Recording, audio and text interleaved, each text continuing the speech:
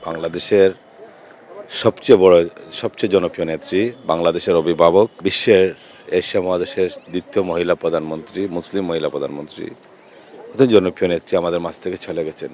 এই জন্য আজকে 2 দিন 3 দিন ধরে বাংলাদেশি যারা যেখানে আছে সবাই শোকাহত। গতকালকে রাষ্ট্রীয় বিভিন্ন গুরুত্বপূর্ণ ব্যক্তিরা এখানে আসছেন, বিধায় এখানে ঢোকার কোনো ব্যবস্থা ছিল না। আজকে দুপুর 12টা থেকে খুলে দেওয়া হয়েছে। এখানে যার যার পরিবারকে নিয়ে আসছেন, সন্তানকে নিয়ে আসছেন, স্ত্রীকে নিয়ে আসছেন, মেয়েদেরকে নিয়ে আসছেন, ভাই বোনকে নিয়ে আসছেন, সবাই আসতেছেন, কারণ এটা আবেগের জায়গা। এখানে দল মত নির্বিশেষে, যদিও আমরা রাজনীতির সাথে সম্পৃক্ত, আমাদের আবেগের স্থান, আমাদের নেত্রী নেই আমাদের মাঝে, কিন্তু নেত্রী শেষবার দেখতে পাই না কোনো কবর জারিতে আমরা সবাই আসছি। সেটা আপনারা যেভাবে সুখাহত, আমরাও সেভাবে সবাই সুখাহত। কালকে যে জানাটা হয়েছে সেটা শেষ কোথায় সে কেউ বলতে পারবে না। যে একজন একটা জানাজা কিংবা একটা নামাজে যদি আমরা খাড়া হয়, তাহলে লাস্টের কাতারে যে তাকে বলতে পারে যে আমি শেষ কাতারে ছিলাম। কালকের জানাজা শেষ বলতে কিছু ছিল না, সেখানে কোটির উপরে লোক ছিল। সেটা বা এশিয়ার এবং বিশ্বের দরবার সর্ববৃহৎ জানাজা ছিল। সেটা ছিল একটা ভালোবাসার স্থান। বেগম খালেদা জিয়াকে শেষ বিদায় দেওয়ার জন্য মানুষের ভালোবাসা থেকে এটা এসেছে। প্রমাণিত হয়েছে বেগম খালেদা জিয়া ছিল সর্বজনীন নেত্রী, বাংলাদেশ সার্বভৌমত্ব, স্বাধীনতা সার্বভৌমত্ব রক্ষার নেত্রী, বাংলাদেশের জনগণের অধিকার আদায়ের জন্য ওনার কোনো আপোষ ছিল না।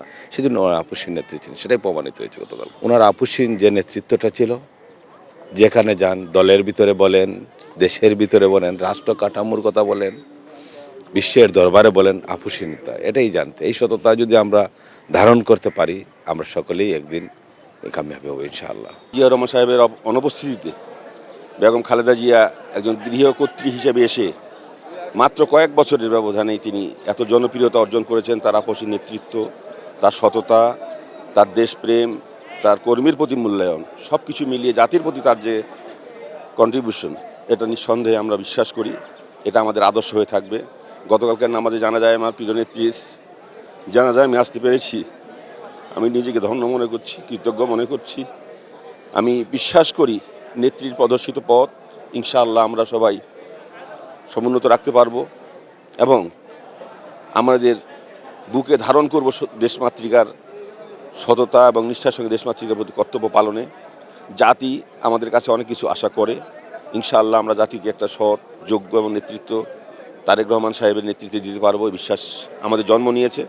এবং গতকালকে আমাদের জানাজা এটাই প্রমাণ করে বাংলাদেশে আর অন্য কোনো রাজনৈতিক দলের গ্রহণযোগ্যতা এত বড় নাই যে সামনে তারা নির্বাচনে অংশগ্রহণ করতে পারে বা এবং তারা সরকার গঠন করতে পারে। আমি বিনয়ের সঙ্গে আপনাদের খবরের কাগজ কর্তৃপক্ষকে ধন্যবাদ এবং কৃতজ্ঞতা জানিয়ে অনুরোধ করব দেশমাতৃকার জন্য সকল প্রকার দুর্নীতির ঊর্ধ্বে থেকে আপনারা আপনাদের নিরলস কর্মকাণ্ড পরিচালনা করবেন, জাতিকে দিক নির্দেশনা দিবেন। এই পরিশ্রম সার্থক হোক। খবরের কাগজকে আমার ব্যক্তিগতভাবে ধন্যবাদ জ্ঞাপন করে জিয়ার সৈনিক হিসেবে, জাতীয়তাবাদী দলের সৈনিক হিসেবে আমার পবিত্র দায়িত্ব ছিল আমার নেত্রীর জানাজায় আসা। গতকালকে জানাজা এসেছি, অভূতপূর্ব একটা জানাজা আমি লক্ষ্য করেছি। মানুষের কান্না জড়িত আবেগ ঘন কণ্ঠে যে আবেদনগুলো, প্রার্থনা ছিল বিধাতার কাছে, নিশ্চয়ই বিধাতা তাদেরকে স্বর্গবাসী করবেন, ভেস্তবাসী করবেন। এলো খবরের কাগজ, নিখাদ, নির্ভীক, নিরপেক্ষ।